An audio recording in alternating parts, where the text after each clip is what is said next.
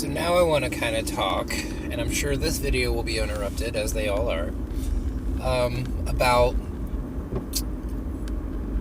anti-Semitism, the new BDS laws they're passing, and why, if you are pro-BDS, you're more American than American.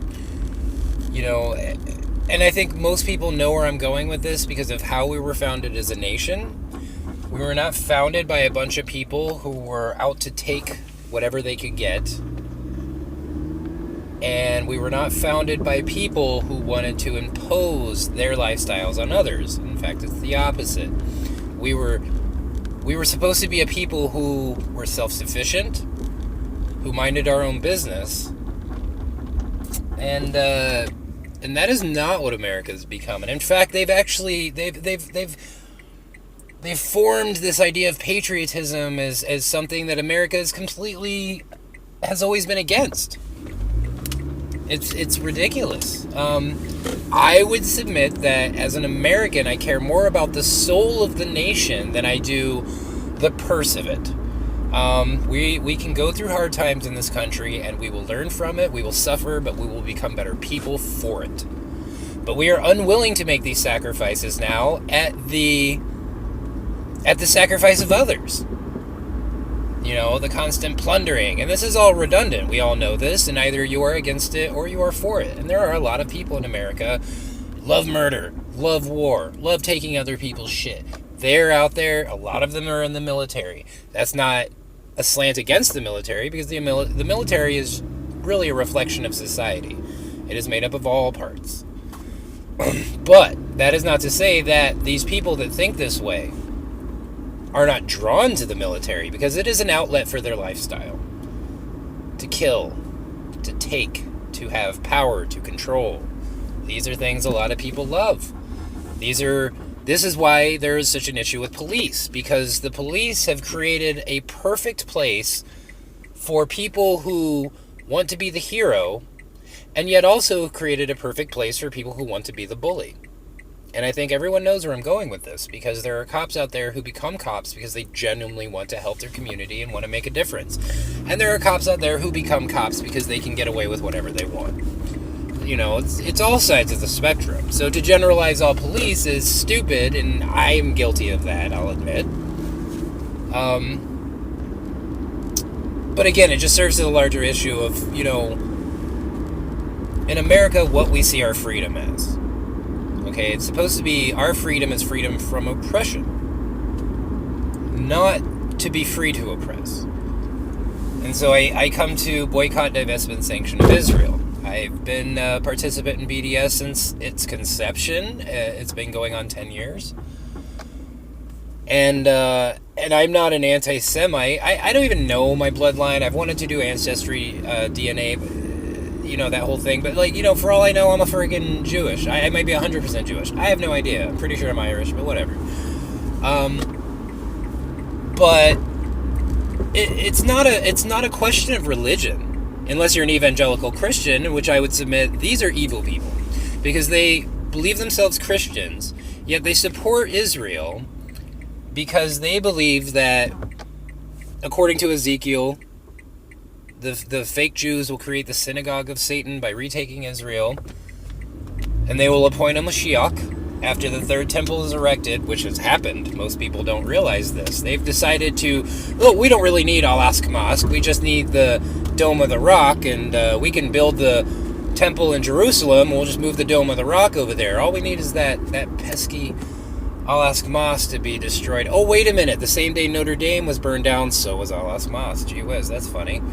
Go to YouTube and put that in, Al-Aqsa Mosque, and you'll see when it was burning, same day as Notre Dame, and then every 3 months before that, Israelis storm Al-Aqsa compound to burn down the mosque. They've been trying to do it for years, to get to the Dome of the Rock, to add it to the temple that's now built in Jerusalem. So we're very close to them naming a Mashiach, their savior, basically. The one who will come to help subjugate all the Goyim, and we will all be enslaved to the Jews.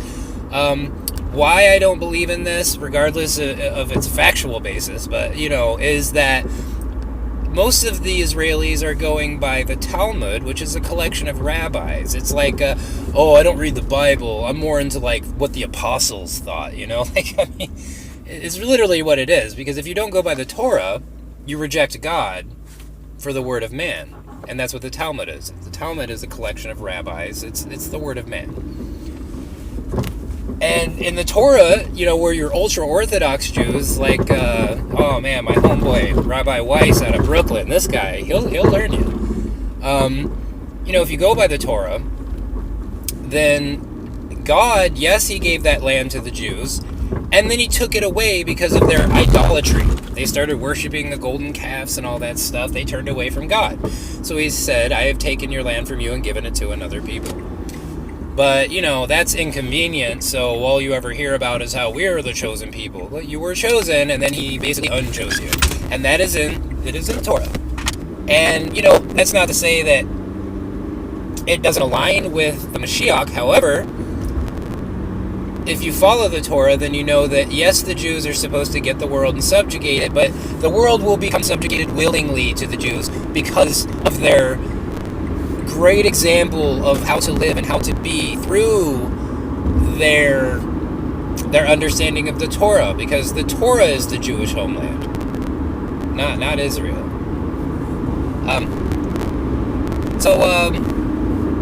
So it's really a big rift between your secular Jews, who are basically like your secular Christians, which aren't Christians. They're people, they call themselves Christians, they know about 2% of what's in that book, and then they just go on with their lives, basically live how they want, and they just justify it all, you know, somehow. That's what religion is now. It's something people meld around themselves to justify their lives. Like, I'm not going to go by what religion tells me to do. I'm gonna pervert religion to make what I do acceptable in the eyes of it, which is weird.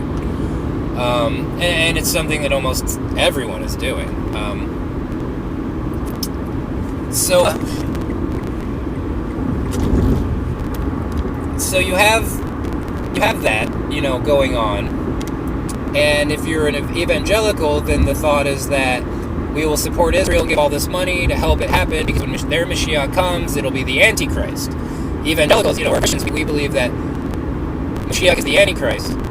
And so when he comes, that basically begins your 7 years of tribulation, which I don't think it's going to go down like that. We'll see. When they name Mashiach and there aren't a bunch of people that have vanished into thin air, then we know that's not the way that's supposed to happen. That can be debated pretty much up until the time it happens, and you know, nobody knows. So evangelicals support Israel to bring about the tribulation. The thing is, they're creating so much suffering in the world by doing so that I have a hard time believing that supporting the very thing that you deem evil, that will bring about the end of the world and cause all this immense suffering, by supporting that, you get to somehow skip death, go straight up to heaven, and God's going to love you. You're going to be, you know, you're going to be great in the eyes of God. Really? Because I'm pretty sure the person who chooses to suffer for the good of others will probably be seen in a higher esteem than the person who forgoes his own suffering at the behest of others' suffering. It's just ridiculous. And so I've been BDS simply because the state of Israel, it's run by people who are trying to make these prophecies happen. They don't really believe it. Look, Benjamin Netanyahu, he's a secular Jew at best, but the guy, like, I guarantee he's working on the weekends, he's not covering his hair, all this stuff that he's supposed to do, you know, because he's not Orthodox. So, you know, basically Judaism is something that, you know, he uses when it fits to him, fits to his ideal. And not even to get into the suffering of the plight of the Palestinians, you know, and I hear people say, oh, well, there's this and this happening all over the world, but I really do get to the idea that if you save Palestine, you save the world, because everyone can see what's happening, even though 99% of people turn away from it. It's there. And when there is suffering happening in the world that you are aware of, regardless if you stare at it and focus on it, or if you completely ignore it, it is there and you are aware of it. And I think that has an effect on our soul as a nation. I think we should be willing to forego certain things. We should be willing to suffer. Like, you know, why bomb a country to get cheaper gas? You know, like, maybe we could just deal with them honestly, and if that means we have to take a hit, we take a hit, because that's capitalism. But us wanting cheaper gas, so we starve 20 million people in Yemen, so Saudi Arabia can put a pipeline through it so they can forgo the Strait of Hormuz, you know, and we're all going to get like 25 cent cheaper gas a gallon. It's just so immoral. it's so immoral. You're like, oh, my life is easier. It's like, really? Like, I think it's time on this earth that we really need to decide, are we willing to let other people suffer so that we can have it easy, or are we going to allow ourselves to suffer so that we can maybe make things better? I don't see that going in a positive direction for the most part. And again, I'm guilty of all of this. I'm guilty of all of this. And, I can't really judge anyone. I'm not a good person. I wouldn't even say that. I'm not a good person. But I know what morality is. I don't lie to myself. I don't fool myself. And I want to be better. So I need to look and focus directly at those things that are killing my soul. And, internally I will do that on a more personal level. But externally, when it comes to the world, I feel like I gotta put it out somewhere. So here I am on YouTube. Nobody will ever watch or listen, and if they do, they'll probably think it's ridiculous and stupid, but whatever. But yeah, so, I think that the Zionism, what is Zionism? It's self-determination. Okay. Who are you determining yourself from? Because the only person to ever tell you that that land wasn't yours, or that you were not to have a nation state, was God. But as a Zionist, you are now determining yourself that you can have a nation state. Well, listen, Zionism by definition is basically saying that they're going against the word of God. We're Zionists. We're anti-God. God said this, I'm a Zionist. I determined to do it myself the other way. And so by saying you're a Christian Zionist, not only are you saying that I deny God, I accept their right to deny God, and not only that, but I also accept Jewish supremacy. Like, I don't think Christians understand the main... Here's the main point, okay? Semitism.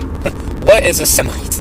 I swear to God, 99% of people think a Semite is a Jew, and you're all fucking morons. A Semite is someone who speaks a Semitic language born in a Semitic country. There are 850 million Semites on Earth. Only 9 million of them are Israelis. 100% of the people getting bombed by Israelis right now are Semites. And by being BDS, you are standing up for the rights and the voice of Semites. So to say BDS is anti-Semitic, here's the thing, 850 million Semites. I guarantee you 80% of them support BDS. So if you use the actual definition of Semitism, BDS is pro-Semitic. The Israelis are anti-Semitic. And here's the thing, most of them aren't Semites. A Jew is not a Semite. Especially like Ben Shapiro, he's not a Semite. He's not a Semite. If you're born in America, you're raised in America, you're an American. Being Jewish doesn't mean you are a Semite, because you do not speak a Semitic language. You are not born in a Semitic country. You're an American, and your religion is that of a Jew. Jewish is not a race. Okay, the people in Israel are fucking Europeans. Think about it. Where were they? After World War II, where were they? They were moving from Europe to exactly. They're Europeans. Not Semites. So to say BDS is anti-Semitic is a complete lie. Complete lie.